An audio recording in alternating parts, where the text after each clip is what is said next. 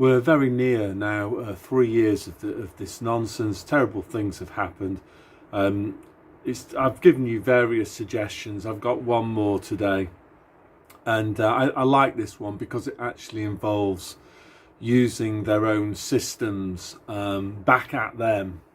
So I'm going to show you various official documents that you can use. I'm going to pause them on screen for 5 seconds. You might need more than 5 seconds to read them. If that's the case, simply pause the video. So the first one comes from the World Health Organization. I'll show it on screen now.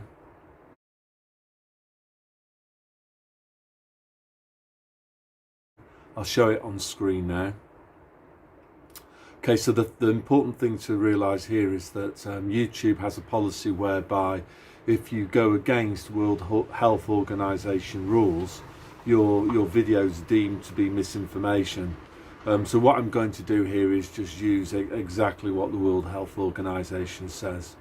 So the page is entitled Global Health Ethics, and it says ethical questions related to health, healthcare and public health cover topics as diverse as moral issues around reproduction, state obligations in the provision of healthcare services and appropriate measures to control infectious disease.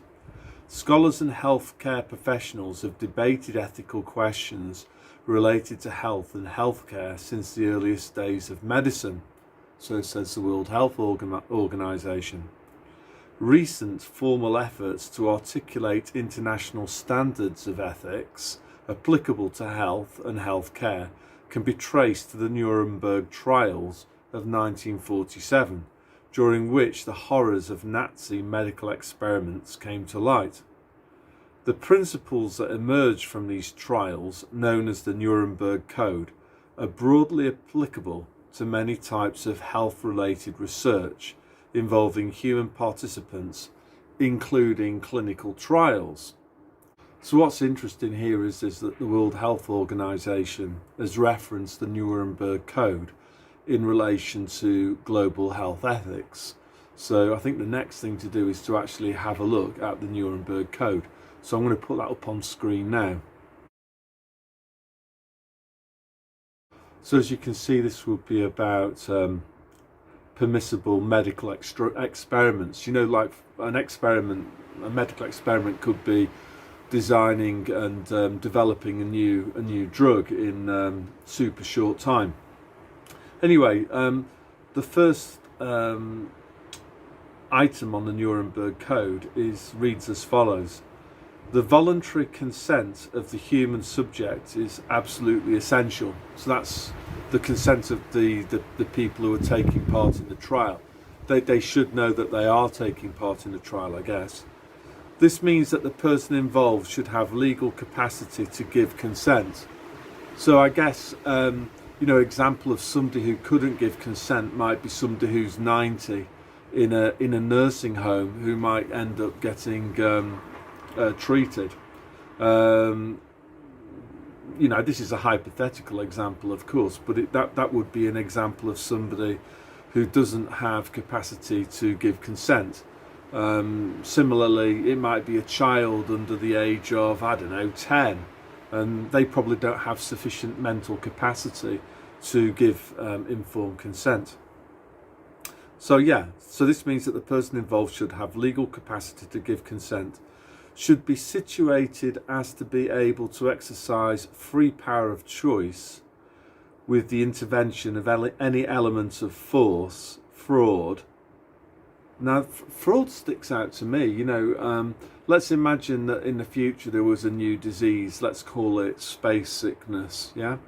And maybe, in the year 2050, there's companies that are making lots of money from producing medicines to treat space sickness. An example of fraud might be for that medical company to commit fraud by overstating the true lethality of space sickness, and in doing so encourage people to take this new drug that they've developed,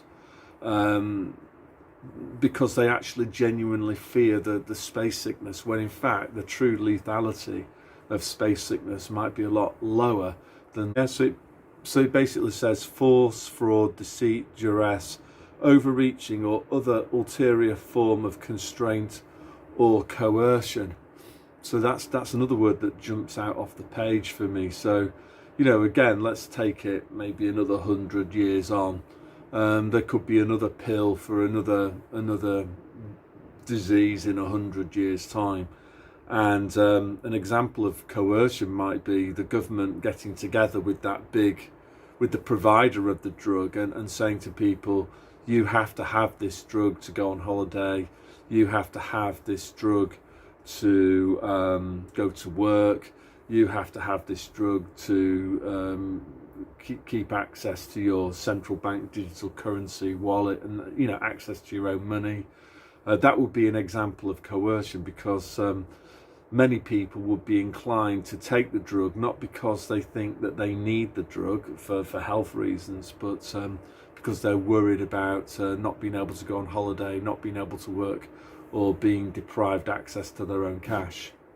Item 4 on the Nuremberg Code is also interesting, and it reads, the experiment should be so conducted as to avoid all unnecessary physical and mental suffering and injury. So again, if you were deliberately setting out to exaggerate the dangers of some illness into the future, with the purpose of trying to get people to buy your product, that would be unethical. So the next document I'm going to show is from the General Medical Council. So that's an official UK government health agency. So this is definitely not misinformation either. And this document is called the 7 Principles of Decision Making and Consent, and it's directed at health professionals. So I'm going to give you time I'll put that up for 5 seconds. You can freeze it if you want to.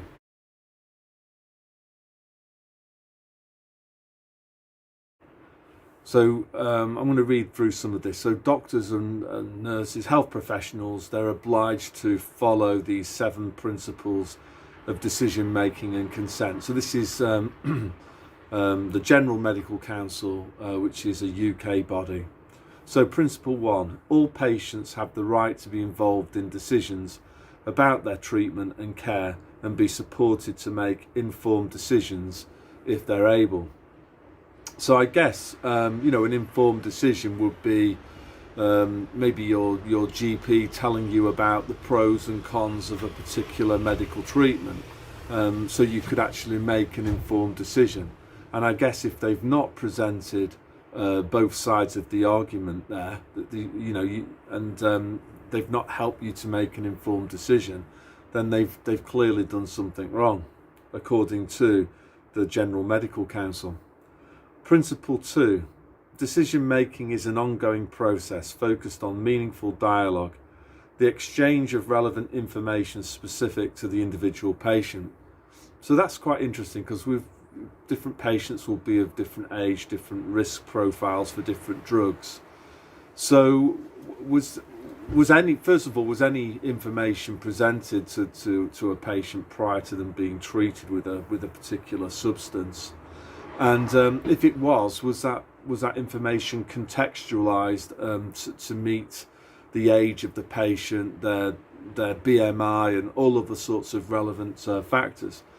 I guess if somebody felt that wasn't the case, and that principle 2 had been broken, there would be grounds for complaint now, wouldn't there? Principle 3, all patients have the right to be listened to and to be given the information they need to make a decision, and the time and support they need to understand it. So I guess if your GP was constantly phoning you up, asking you to come in to have a particular medical treatment, you could maybe say that principle 3 is being broken, because you're not being given the time and the support to make an informed decision.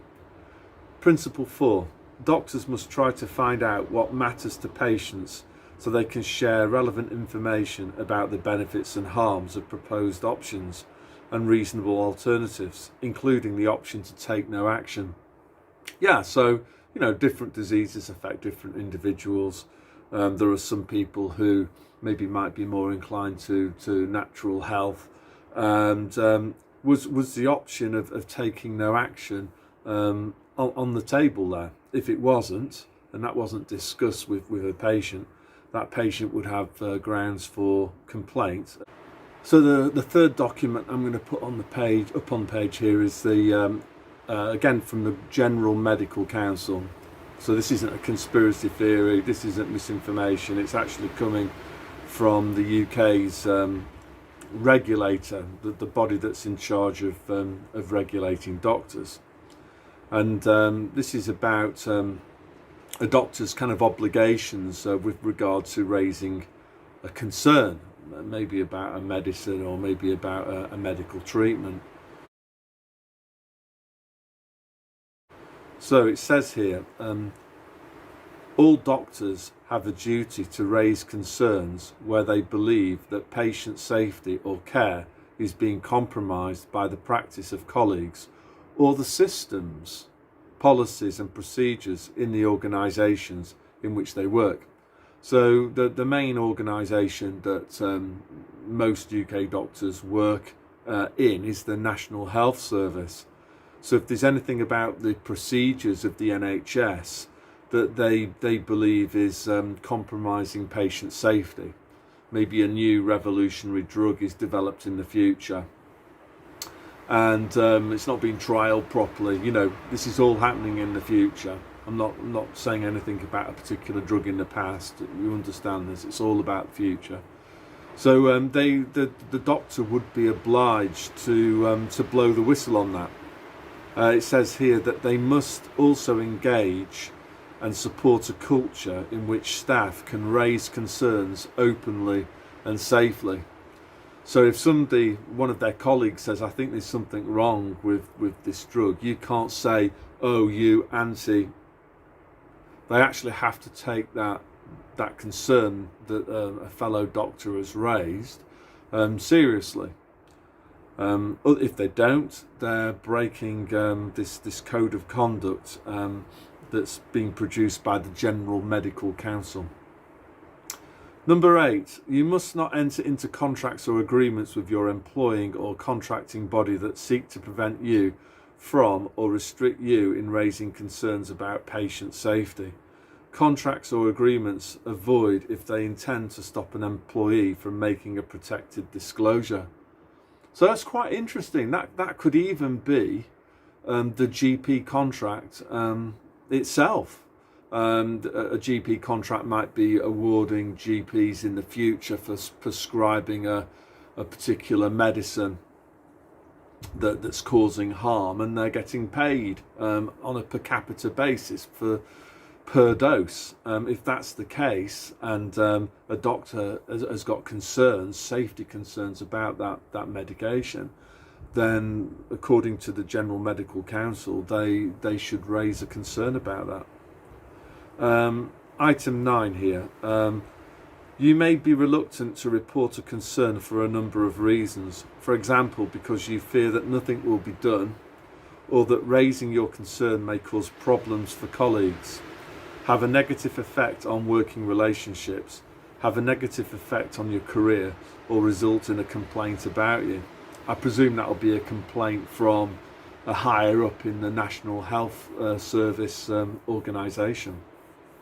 But what it's saying here is that your first and foremost, your duty of care is towards your patients, rather than a duty of care to the organisation and to cover the backs of other doctors or maybe bureaucrats higher up in the NHS who are doing things that are wrong and are harming human beings. So what I'm saying here is that if you, as a patient, if you feel that any of these codes that we've been through have been broken, then you would clearly have a right to complain about your GP or whoever it was who did the medical treatment or prescribed whatever it was that you took that subsequently harmed you. And I think what people have to do is that they have a duty to make those reports. It might be time consuming on their part, but they have a duty of care towards others in society, because if nobody complains, they continue to get away with it.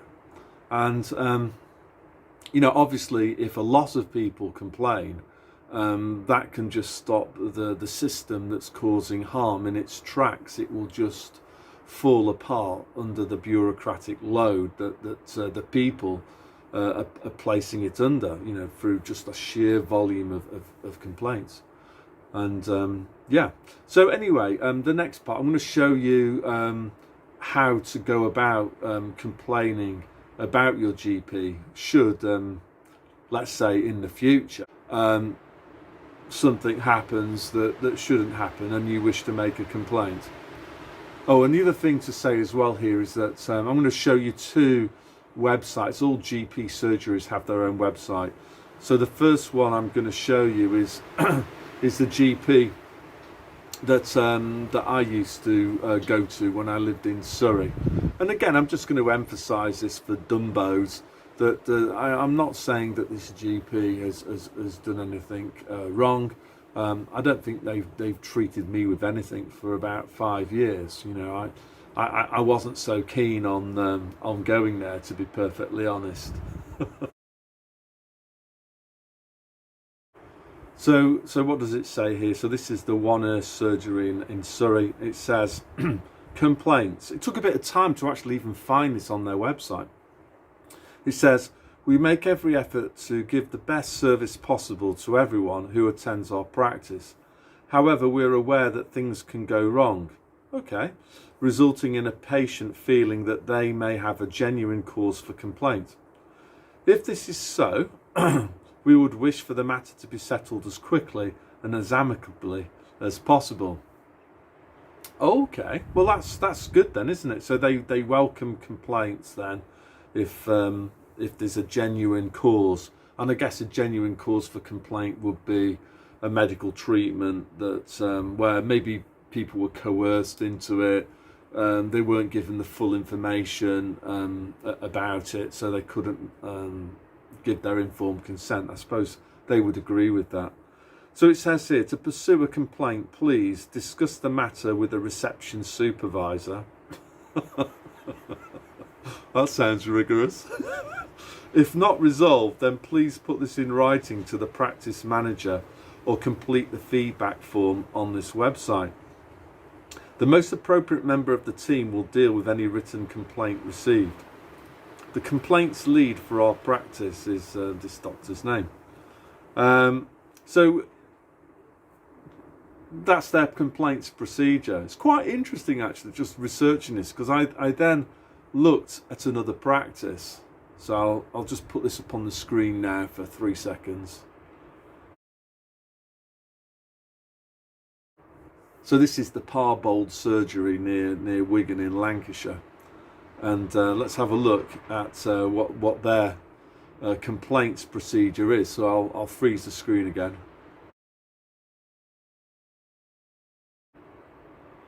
So it says, complaints.